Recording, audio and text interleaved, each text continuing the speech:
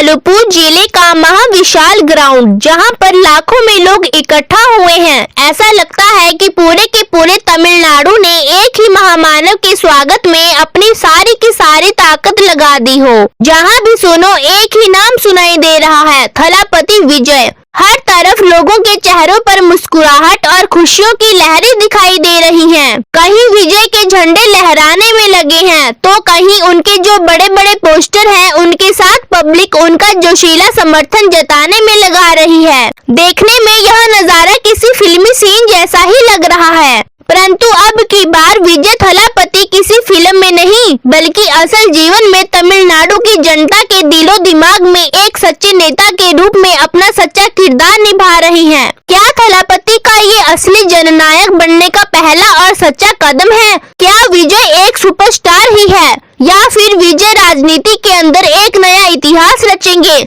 जैसे ही महानायक सुपरस्टार विजय स्टेज पर आते हैं, वैसे ही पूरा ग्राउंड गूंजने लगता है। तालियों की आवाजें और थलापति विजय के नारे आसमान में गूंज उठते हैं। थलापति विजय ने अपने भाषण के दौरान अपने स्टारडम होने का जादू ही नहीं दिखाया, बल्कि मान्यवर पेरियार और बाबा साहब जैसे महापुरुषों के विचारों का समर्थन भी किया। विजय थलापति ने साफ साफ कह दिया है कि तमिलनाडु की अस्मिता और न्याय के लिए एक नई राह पर चलने वाले हैं। मेरा भाषण केवल भाषण नहीं, बल्कि एक नए युग की शुरुआत है। विजय थलापति ने हर वर्ग और समुदाय के लोगों को उनका अधिकार दिलाने का भी वादा किया। फ्रेंड्स, आप अपने इस चैनल को सब्सक्राइब अवश्य करें, बेल आइकन प्रेस जरूर करें, कमेंट शेयर भी करें, ताकि आपको हम नई से नई जानकारी जल्द से जल्द ला सकें और आपका मनोबल बढ़ा सके। विजय थलापति ने आखिरकार मान्यवर पेरियार साहब और बाबा साहब के विचारों को अपनाने का फैसला क्यों किया? क्या विजय अपने तेज तर्रार अंदाज वाले शब्दों से जनता के दिलों पर राज कर पाएंगे, जो सामाजिक न्याय और समानता के हक में है? और सबसे बड़ी बात तो ये भी है कि क्या सुपरस्टार विजय का ये कदम तमिलनाडु की राजनीति को पूरी तरह से बदल कर रख देगा? तो आप ध्यान पूर्वक सुनिएगा, हम आपकी विजय की हर बात से रूबरू करवाएंगे। मैदान में विजय का भाषण सुनने के लिए अनुमान तौर पर कम से कम 4 लाख के आसपास लोग पहुंचे थे। विजय की लोकप्रियता और तमिलनाडु के गांव-गांव से आए जनता इस बात का प्रमाण है कि विजय सिर्फ एक फिल्मी स्टार ही नहीं, बल्कि तमिल अस्मिता और द्रविड़ विचारधारा के असली चेहरा बन चुके हैं। उनका यह कदम तमिल अस्मिता और पुनः स्थापित करना और तमिलनाडु की राजनीति में समाज के हर वर्ग को बराबर का अधिकार दिलाने का संकेत देता है। विजय जिस अंदाज में लोगों से मिले, उसमें एक फिल्मी हीरो के बजाय एक सच्चे महानायक की झलक देखने को मिली और मान्यवर पेरियार और बाबा साहब आम्बेडकर के विचारों को अपनाते हैं, जो सामाजिक न्याय और समानता और मानवता की बातें करते हैं। लेकिन नास्तिकता को दरकिनार कर वह हर धर्म का समर्थन करने का प्रयास करते हैं। विजय के सम्मेलन में श्री भीमराव अम्बेडकर साहब का पोस्टर भी प्रमुखता से लगा हुआ था। इस पोस्टर का संदेश स्पष्ट था कि विजय थलापति सिर्फ तमिलनाडु की ही नहीं, बल्कि पूरे दलित और पिछड़े समाज के अधिकारों के लिए खड़े हैं। पेरियार और बाबा साहब दोनों ने समानता और मानवाधिकारों के लिए अपना जीवन समर्पित कर दिया।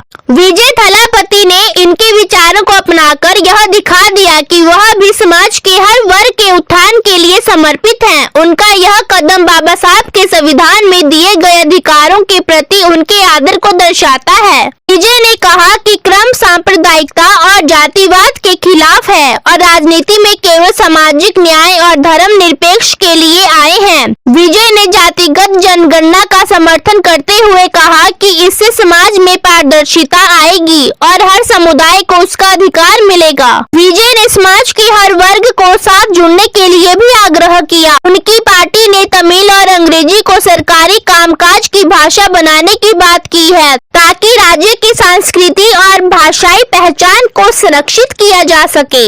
विजय ने यह भी ऐलान किया कि उनकी पार्टी 2026 के विधानसभा चुनाव में सभी 234 सीटों पर चुनाव लड़ेगी। यह बात स्पष्ट है कि विजय तमिलनाडु की राजनीति में एक महत्वपूर्ण जगह बनाना चाहते हैं। विजय का उद्देश्य राजनीति में कोई सौदेबाजी करना नहीं है, बल्कि समाज की सेवा करना है। विजय का राजनीतिक कदम द्रविड़वाद की परंपरा को पुनर्जीवित करने के प्रयास का एक हिस्सा है, जो कि जातिवाद और धार्मिक असमानता के विरुद्ध है। उन्होंने बाबा साहब और पेरियार के जातिवाद विरोधी विचारों को अपनाते हुए कहा कि तमिलनाडु का प्रत्येक नागरिक एक समान है और किसी भी प्रकार का भेदभाव अस्वीकार्य है। विजय के इस कदम से जनता के बीच उत्साह की लहर है। वह अब तमिलनाडु में एक सुपरस्टार से बढ़कर एक मसीहा के रूप में देखी जा रही हैं, जो आम समस्याओं के समाधान के लिए राजनीति में आए हैं। लोगों का एक विश्वास कि विजय सिर्फ नेता बनने नहीं,